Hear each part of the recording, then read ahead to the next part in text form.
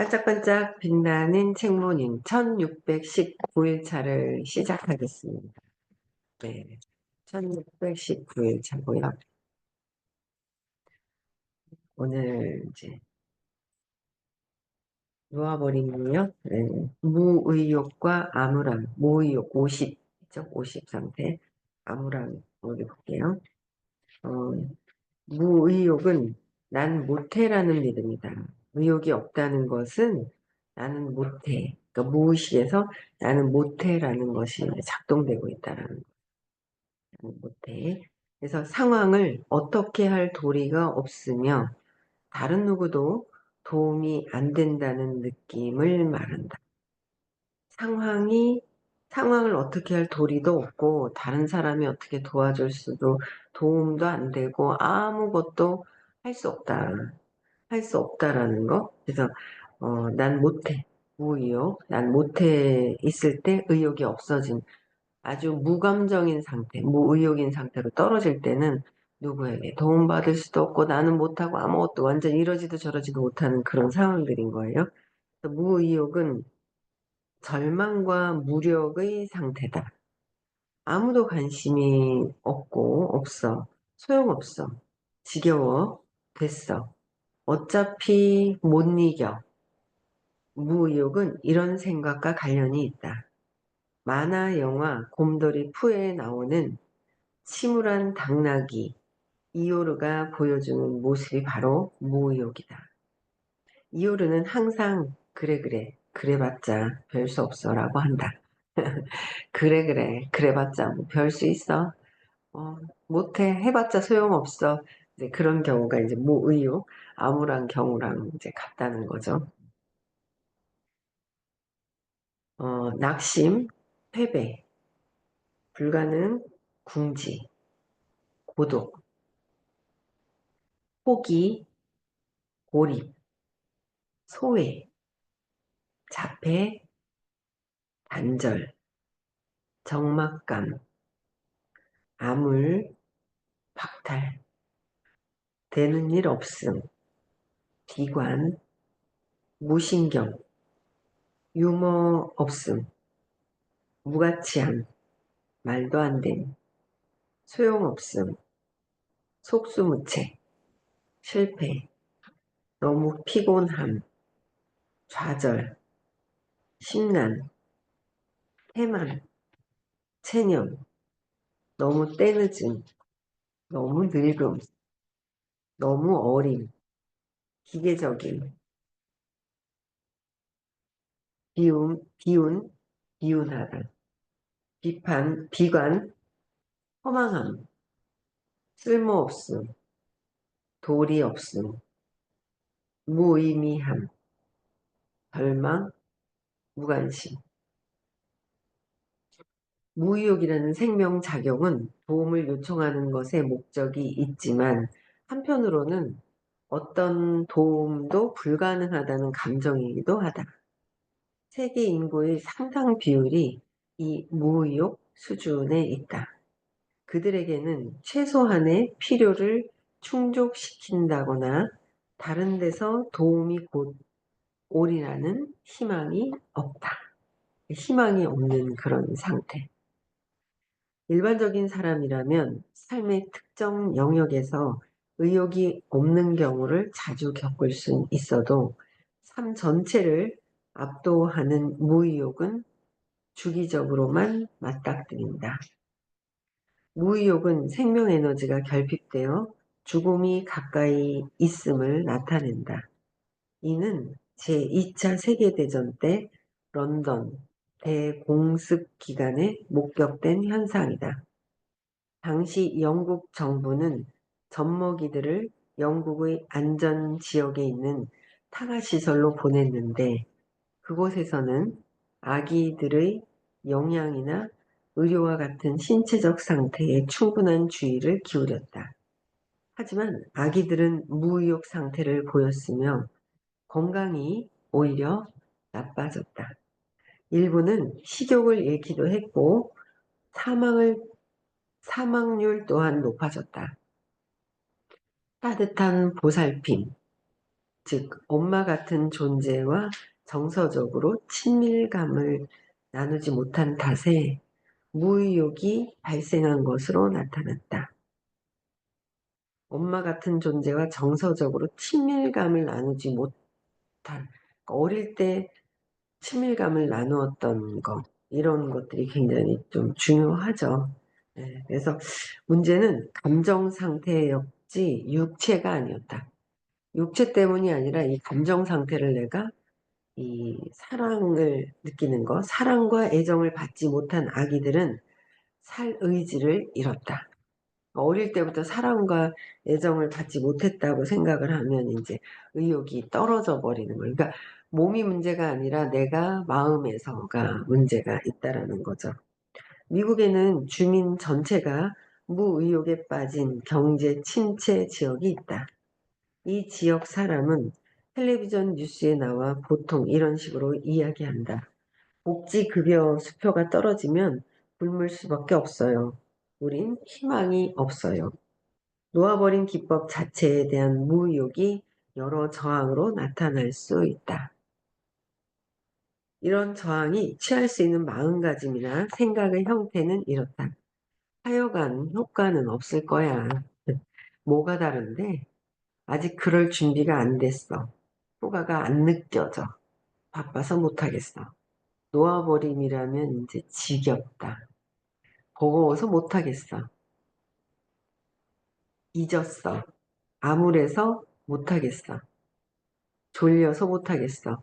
무의욕에서 벗어나는 방법은 의도를 상기하는 것이다. 우리의 의도는 감정의 척도를 상승시킴으로써 더욱 자유롭고 일 잘하고 행복해지는 것이며 또한 기법 자체에 대한 저항을 놓아버리는 것이다. 기법 자체 또한 그 저항도 모든 것들을 놓아버리는 것이다 라는 것. 그래서 무의욕은 어릴 때 어떤 애정과 사랑을 못 받았다는 거에 아기들이 살 의지를 없다 하는데 이제 성인이 됐잖아요. 성인이 돼서는 사랑을 제가 이제 어제 막내 같은 경우에는 제가 정말 바쁠 때 태어났단 말이에요. 제 셋째가 있잖아요. 정말 바쁠 때 태어났는데 일한다고 정신이 없었어요.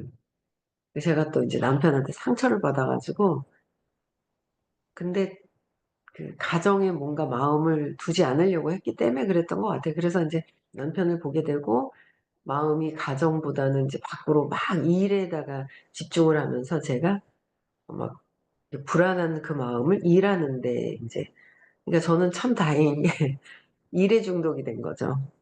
뭔가 제가 불안감을 일에 중독이 됐고 뭐 여러 가지 알코올 중독도 있고 여러 가지 중독이 있잖아요. 근데 이제 저 같은 경우 일 중독이 됐던 것 같아요. 그래서 막내 같은 경우에는 제가 이렇게 막 끼고 보듬고 한 시간이 사실 별로 없었어요.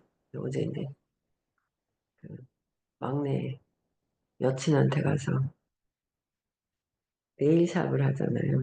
뭐 둘이 어떻게 될지 모르겠어요. 근데 뭔가 이제 네일샵에 이제 어제 이제 네일을 갔어요. 내일 갔다가 이래저래 얘기하다 보니까 할아버지가 그렇게 할아버지 할머니가 정말 예뻐했단 말이에요. 근데 진짜 근원은 엄마가 얼만큼 예뻐하느냐 안 하느냐 이제 거기에 달려 있는 것이 크죠. 근데 그래도 보니까 할아버지가 자기 정말 예뻐했다는 얘기를 하더래요.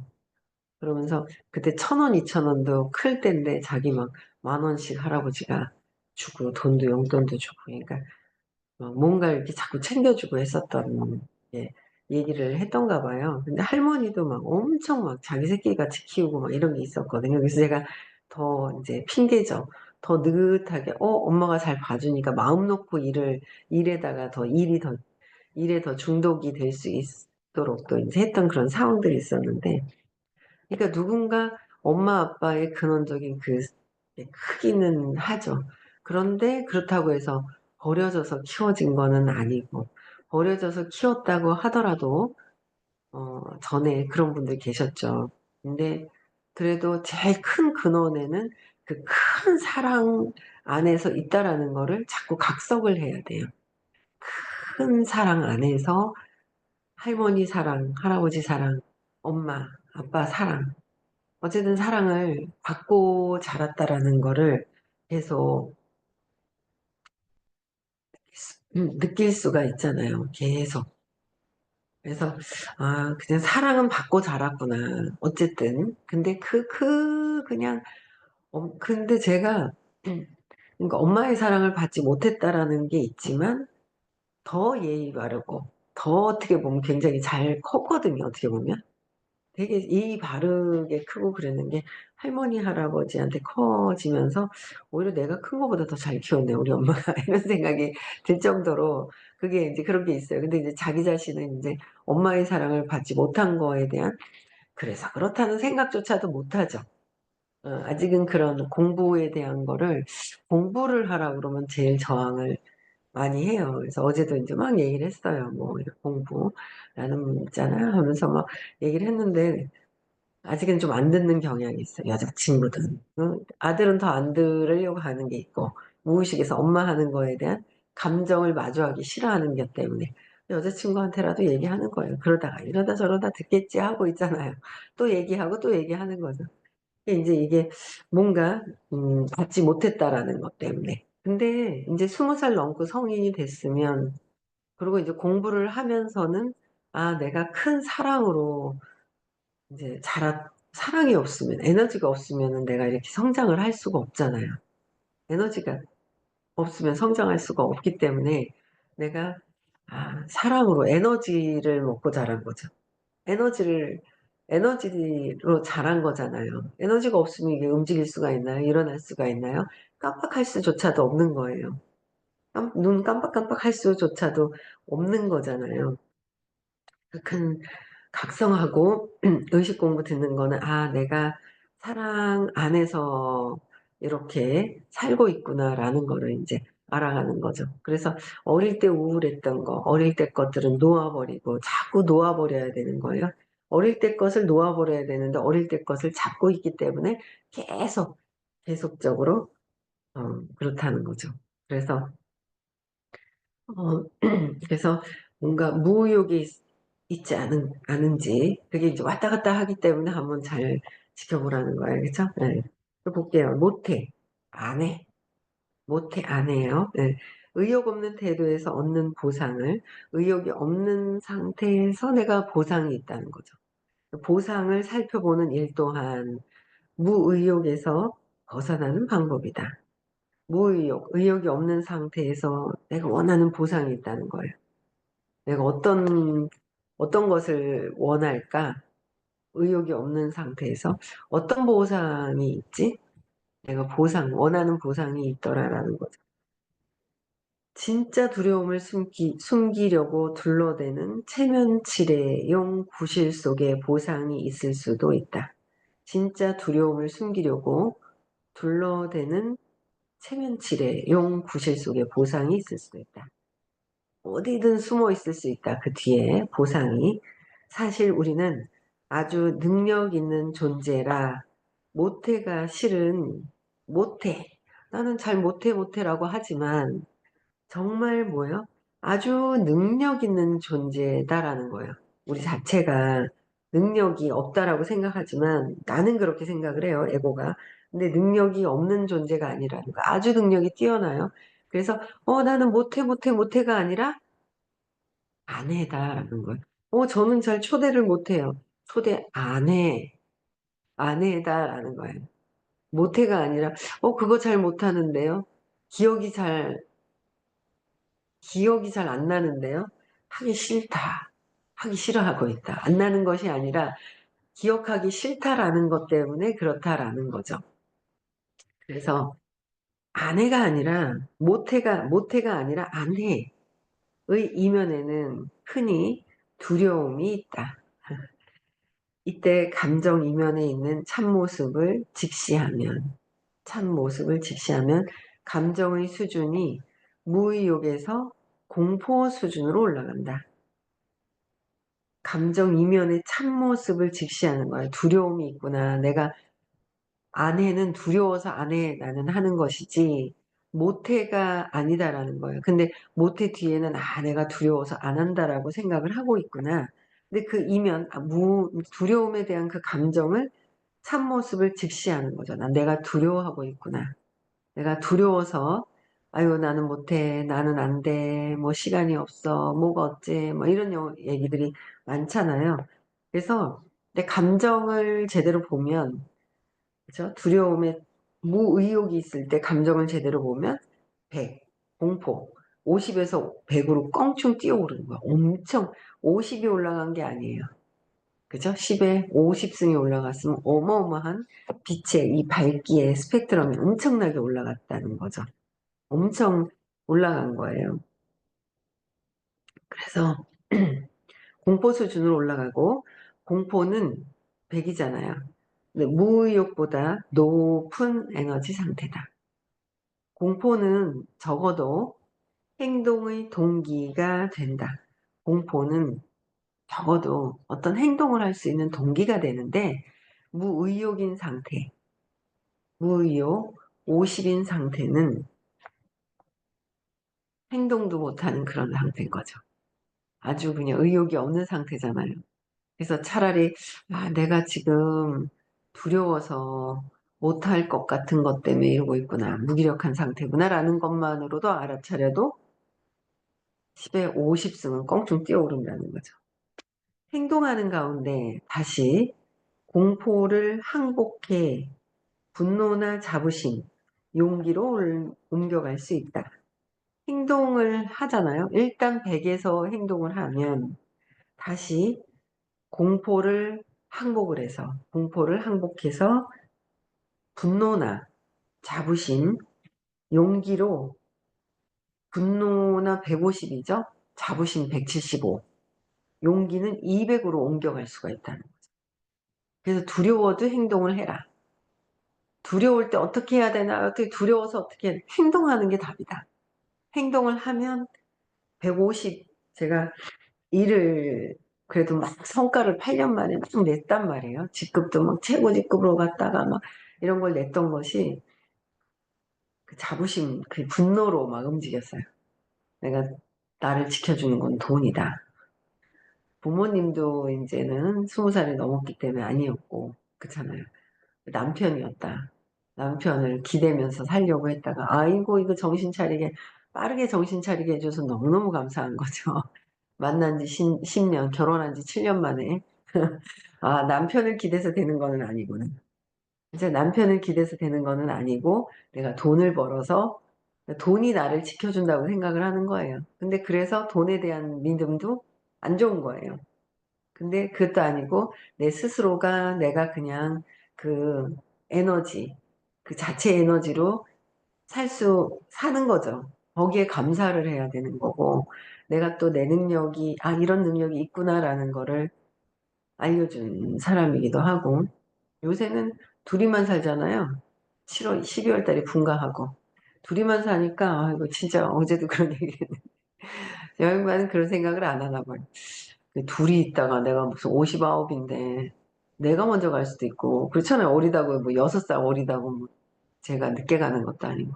둘 중에 하나라도 하나가 없으면 집에 들어왔을 때 아무도 없는데 들어올 거라고 생각하는 거와, 없는데 혼자 있는 거랑은 또 많이 다르잖아요.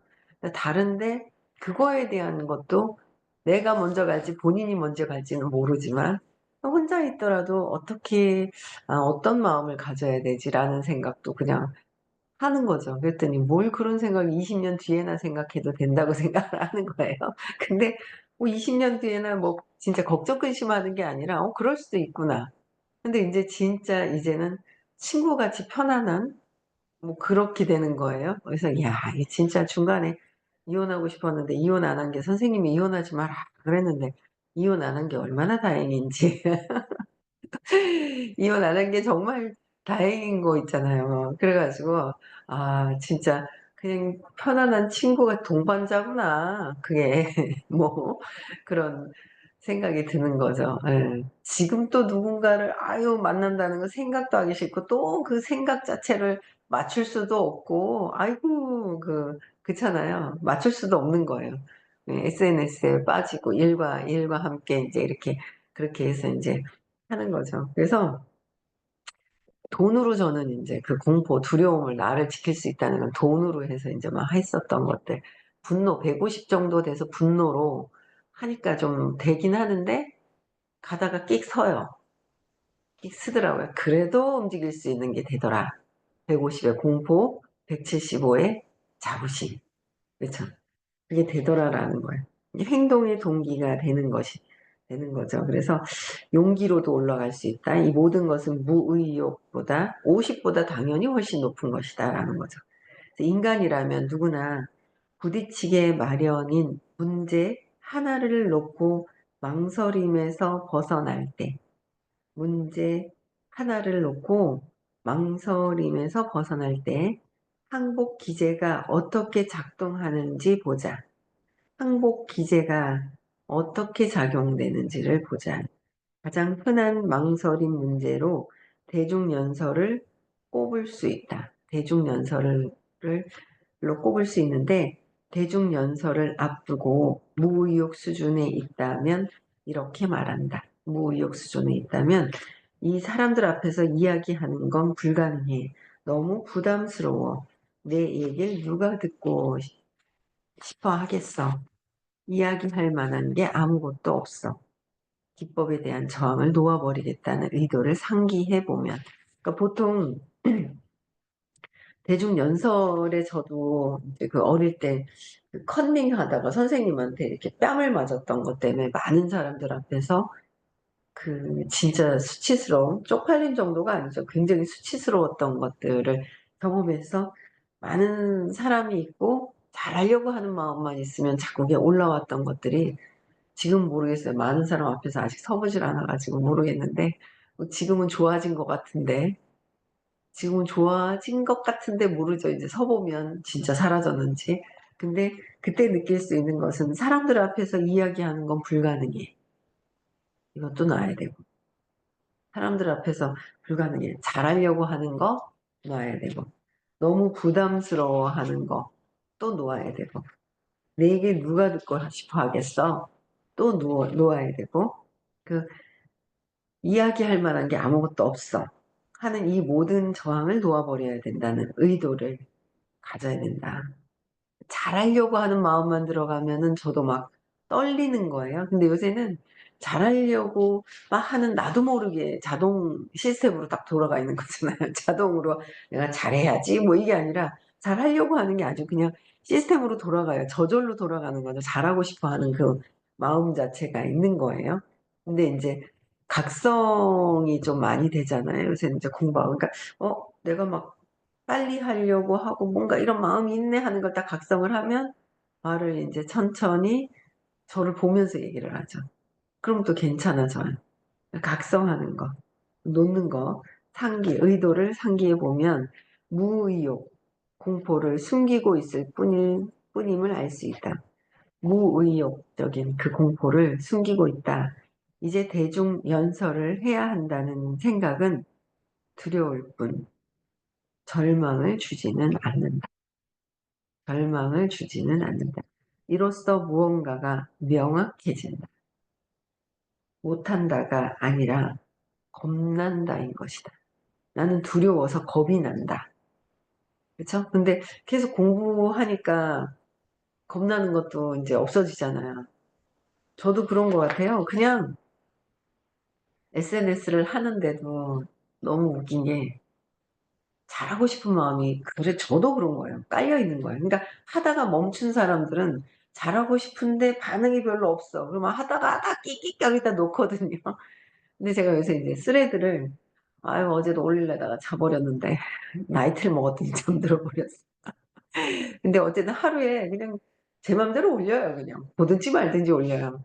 근데 봐요. 하트도 몇 개 댓글이 달려있나 이거 봐요. 근데 신경을 안 써요. 근데 거기에 너무 신경을 쓰면 하다가 또 정지가 돼버리는 게 있는 거예요. 몇 명이 보나, 어떤 댓글이 있나, 막 이런 거예요. 근데 이제 그냥 하는 거죠, 뭐. 그냥 하는 거예요. 이것도 지금 틱톡도 라이브를 켜서 하는데, 한 분이 계속 들어오세요. 김천에 사시는 박성범 263님. 근데 잘 도움이 되시는지 모르겠어요. 그냥 하는 거. '아 이거 잘하고 싶다.' 뭐 많이 보나 안 보나 이런 마음을 갖고 있고 '잘하고 싶다.'라는 순간 들어가면은 인제 그게 오래 못 가더라고요. 그러니까 한동안 이제 쉬었다가 선생님 영상도 다시 인제 또 편집해서 올리고 그런 마음들이 있었단 말이에요. 근데 챗GPT한테 이렇게 툭 찍어 가지고 툭 올리면 어떤 식으로 해 하고 정말 잘 가르쳐 줘요 챗GPT가. 그래 가지고 정말 잘 가르쳐 주는데 또 내 맘대로 하다가 또 한번 물어보고 내 맘대로 하다가 또 물어보고 하다 보면 그냥 내 길을 자꾸 찾아서 하는 거지. 뭐 처음부터 뭐 저기 할 수는 없잖아요. 몇 개 올리고 찍어 가지고 올리면 잘 가르쳐 줘요. 어느 누구보다도 잘 가르쳐 줘요 챗GPT가. 이게 참 너무 좋은 것 같아요. 예. 그래서 이제 물어봐 가면서 하려고 하는 그 마음을 놓아야 된다. 다 놓고 또 해야 된다는 거예요. 그쵸? 그래서 겁난다가 이제 '어 나 잘못하면 어떡하지? 뭐 이거 내 거 안 보면 어떡하지?' 겁난다. 두려움이 있더라. 그것도 놔야 된다. 그냥 하면 어때요? 그잖아요. 그냥 하고 또 물어봐서 챗GPT한테 좀 더 잘하고 싶으면 어떻게 하면 더 관심을 끌지? 그냥 막 올려요. 그냥 올려요. 손주 자랑하면 500원 내야 된다는데 막 이랬더니 아무도 댓글 안 달린다. 오늘 아침에 보니까 "나한테 500 내고 자랑해." 그러더라고요 누군가. 500원 웃겨 가지고 그냥 올리다 보면은 뭔가 또 인제 나오고 방향을 또 찾고 막 이렇게 하는 거예요. 이제 겁난다, 두려워. 너무 잘하려고 하다 보면 겁이 나더라. 그냥 내려놓고 다 내려놓자. 다 내려놓고 하자 이거예요. 공포가 일어나는 것을 놓아 버리면 공포가 일어나는 것을 놓아 버리면 두려워하는 바로 그 일에 욕망이 있음을 자각한다. 욕망이 있다는 것을 안다. 욕망을 살펴보면 공포가 욕망을 차단하고 있으며 두려워하는 것이 욕망을 차단하고 있고 과거의 기회를 놓친 것에 대한 슬픔이 욕망을 심화시키고 과거에 내가 그랬었는데 과거를 자꾸 놓아야 되거든요. 그쵸? 엄마가 동생 낳았을 때 슬펐는 뭘 슬퍼 선물이라는데 뭘 그렇게 굳이 들고 있었을까? 엄마가 얼마나 끝까지 돌아가시기 전까지도 얼마나 그렇게 그냥 옆에서 그냥 옆에서 있었는데 크게 엄마가 나를 사랑하지 않았다고 착각을 할까? 뭐 같이 있어 주지 않는다고 엄마가 나를 사랑하지 않을까? 내가 아이를 생각하는 마음으로 그쵸? 그렇게 아이를 생각하는 마음이 부모님들은 지금 우리들보다 더 생각하는 마음이 더 있거든요. 표현은 단지 더 안 할 수도 있어요. 저도 잘 표현을 잘 안 하고 칭찬도 잘 안 하는데 참 다행히 딸은 칭찬을 잘하더라고요. 그래서 표현도 잘하고 어쨌든 뭔가 내가 겁나고 잘 못 받았다. 다 놓아야죠. 도움이 되는 게 있나요? 내가 지금 에너지를 이렇게 충분히 받고 공부하고 살고 있는데 내가 놓을 거는 빨리 놓고 그다음에 인제 즐겁게 사는 거죠. 네. 그래야 내가 원하는 대로 되는 것 같아요. 네. 그래서 퓨처 세럼 이거는 전에 제가 선물을 받았거든요. 근데 표지가 요것도 있고 완전 새까만 것도 있는데 그건 개정판인가? 다시 한번 봐야 되겠네. 그러면은 진도가 이게 그냥 하면 맞을라나? 그냥 해도 되겠죠. 네. 이 낭비할 필요는 없을 것 같고 이거 퓨처 셀프 세럼이라고 그래요. 퓨처 셀프. 3월 1 일부터 예책으로 나갑니다. 퓨처 셀프. 재밌을 것 같아요. 현재와 미래가 달라지는 놀라운 혁명. 그래서 뉴스레터 40만 구독자와 아마존 베스트셀러 저자의 신작인 거예요. 아마존에서 베스트셀러 조직 심리학 너무 재밌을 것 같아요. 예. 그래서 파워 블로거이자 베스트셀러 작가이신 벤저민 하디의 어 저서를 한번 또 읽어 보겠습니다. 네. 이게 재밌을 것 같아요. 미래 나에 대한 심리학 뭐 여러 가지. 우리한테 지금 딱 필요한 그런 부분 좀 이 놓아 버림은 계속 해야 되는 건 아시잖아요, 공부하시는 분들은. 그리고 여기서는 인제 미래를 어떻게 내가 상상하고 또 어떻게 해야 될지에 대한 게 구체적으로 또 나와 있어요. 책 준비하세요. 그리고 책 있으면 훨씬 더 그냥 듣는 것보다 훨씬 나으니까 퓨처 셀프. 네. 이 책. 준비하시면 될 것 같습니다. 네. 내일 또 6시에 뵙고요. 오늘 대구에서 수업이 있는 날이에요. 그래서 아마 선생님과 이경숙 사장님과 네, 같이 아마 오고 계실 겁니다. 그래서 대구에서 1주차예요. 그래서 다시 재수강을 해야 되는 날이기도 하고요. 학생으로 또 등록 아직 받고 있고요. 네, 그래서 그 받고 있습니다. 네. 그리고 5월 31일, 6월 1일은 시크릿 할인 날입니다. 그래서 많이 등록하셨으면 좋겠습니다. 네. 문서가 해제시켜 주시고요. 인사하고 마치겠습니다.